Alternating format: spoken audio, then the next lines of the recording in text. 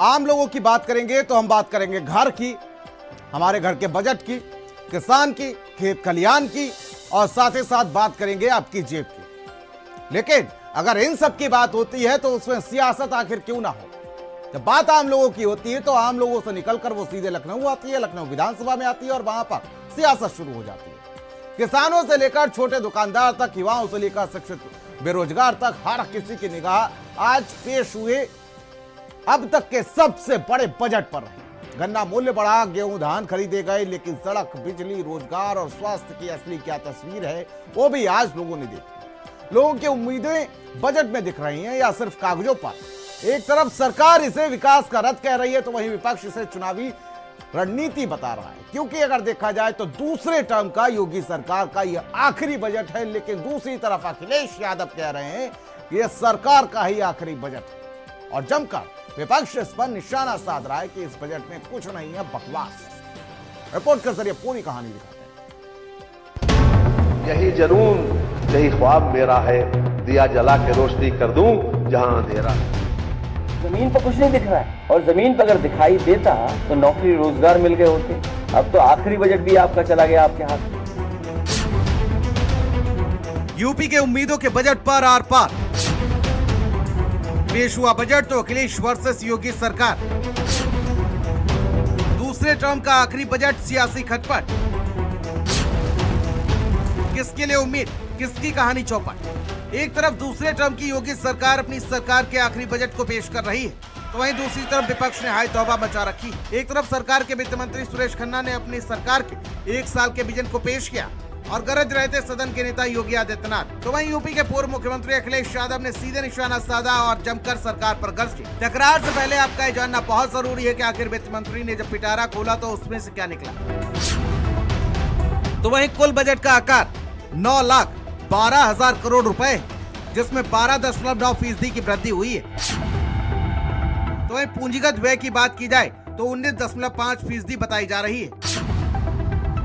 तो वहीं प्रति व्यक्ति आय 2025-26 में अनुमानित 1,20,000 रुपए बताई जा रही है।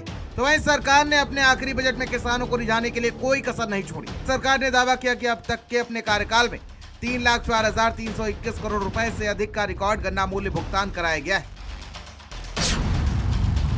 गन्ना मूल्य में बढ़ोतरी 30 रुपए प्रति क्विंटल।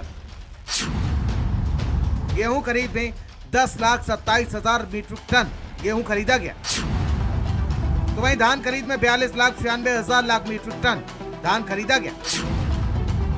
सिंचित क्षेत्र में बात की जाए तो 2.76 करोड़ हेक्टेयर चिन्हित किया गया। फसल संघनता में 193.7% रहा। यही जुनून, यही ख्वाब मेरा है, दिया जला के रोशनी कर दूं जहां अंधेरा है। वित्तीय वर्ष 2026-27 के लिए प्रस्तुत बजट का आकार 9,12,696.35 करोड़ रुपए है, जो वित्तीय वर्ष 2025-26 की तुलना में लगभग 12.9% अधिक है। योगी सरकार का ये बजट 10वां और अब तक का सबसे बड़ा बजट है और अगला साल चुनावी साल है। मुख्यमंत्री योगी आदित्यनाथ के नेतृत्व में पेश किए गए इस बजट में शिक्षा, स्वास्थ्य, युवाओं और श्रमिकों के लिए बड़ी घोषणाएं की गई। और अगर बजट की मैं थीम कहूं तो यह सुरक्षित नारी, सक्षम युवा,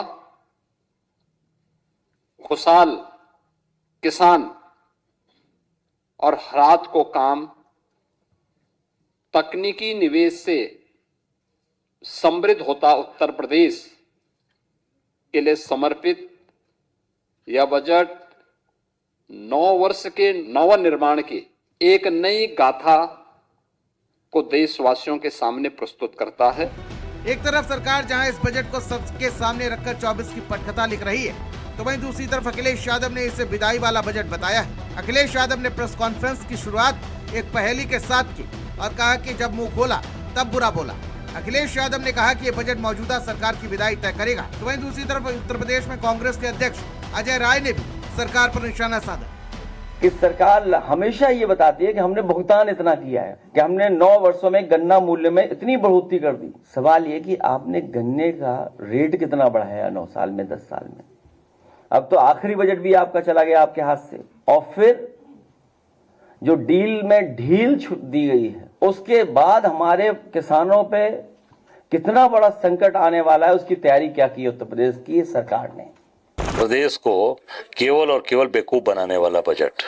इसके पहले भी सरकार ने बजट प्रस्तुत किया, जनता से बड़ी बड़े वादे, बड़ी बड़ी बातें किया, बड़े लंबे चौड़े वादे किए, पर उस पर आप देखिए क्रियान्वयन कहाँ हुआ उस बजट का। मुझे जहां तक जानकारी है, कई डिपार्टमेंट ऐसे हैं कि जहां पे बजट का अंश पहुंच ही नहीं पाया है। घर घर जल नल पूरे प्रदेश के अंदर फेल है। कहाँ है बजट उसका?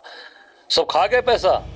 अखिलेश यादव के अनुसार बजट बड़ा है मगर खर्च नहीं हो पा रहा। इससे साफ है कि सरकार के लोग अयोग्य हैं। तो वहीं अजय राय की भी यही कहना है।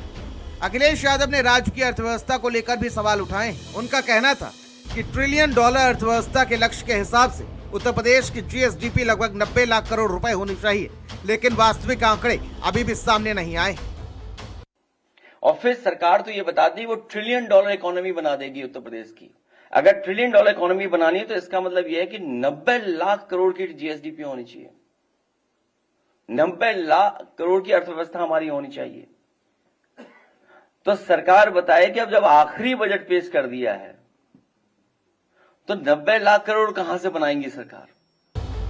चुनाव से पहले पेश हुआ यूपी का बजट अब केवल आर्थिक दस्तावेज नहीं, ये एक रणनीति बयान बन चुका है। योगी सरकार इसे सबका बजट कह रही है, विपक्ष इसे चुनावी प्लान कह रहा है। आंकड़ों के बीच सवाल बढ़ रहे हैं, क्या इस बजट में यथार्थ विकास है या सिर्फ राजनीति की चमक। ये लड़ाई सिर्फ विधानसभा की नहीं, ये विकास के विजन बनाम राजनीति का विजन है। स्पेशल डेस्क, भारत समाचार। और भारत 360 में फिलहाल मेरे साथ इतना ही। मुझे दीजिए इजाजत। नमस्कार।